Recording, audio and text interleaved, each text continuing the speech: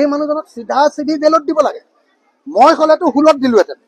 মই যদি মুখ্যমন্ত্ৰী হলোহেঁতেন 27 বাৰ মান মোৰ কাষত পৰিলে হিমন্ত বিশ্ব শৰ্মা। চোন পৃথিৱীৰ কোনোবা মুখ্যমন্ত্ৰী আছে নেকি যে নিজৰ দলৰ মানুহবিলাকক মন্দিৰৰ ওচৰত গৰু মাংস পেলাবলৈ লগাই দিয়ে আৰু তাৰ পাছত উচতনি দিয়ে যে সব হিন্দু মানুহবিলাকে মছজিদৰ ওচৰত গাহৰি মাংস পেলাব। অসমৰ ইতিহাসৰ আটাইতকৈ সাম্প্ৰদায়িক মানুহজনৰ নাম হিমন্ত বিশ্ব শৰ্মা হয় নে নহয়?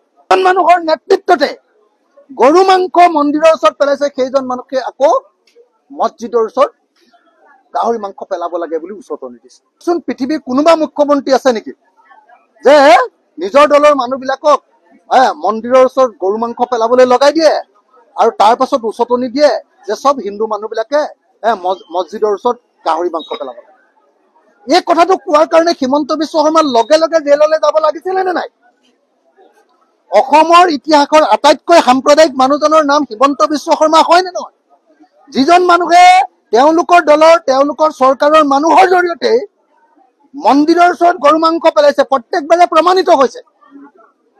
যিজন মানুহৰ নেতৃত্বতে গৰু মাংস মন্দিৰৰ ওচৰত পেলাইছে, সেইজন মানুহকে আকৌ মছজিদৰ ওচৰত গাহৰি মাংস পেলাব লাগে বুলি উচতনি দিছে। এই মানুহজনক চিধা চিধি জেলত দিব লাগে। মই হলেতো 16ত দিলোহেঁতেন। মই যদি মুখ্যমন্ত্ৰী হলোহেঁতেন লগে লগে তেওঁ কমেও মই 27 বাৰ মান দিলোহেঁতেন। তেওঁ যিবিলাক কাম কৰি আছে 27 বাৰ মান মোৰ কাষত পৰিলে হিমন্ত বিশ্ব শৰ্মা। আপোনালোকে দেখিছে নহয় যি কাম কৰি আছে।